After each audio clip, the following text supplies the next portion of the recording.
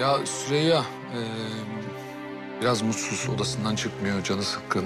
Ben anlayamadım ne olduğunu da senin bir fikrin var mı diye bir sana sorayım dedim. Ya bu restoran, onda galiba bir şey kaşıdı.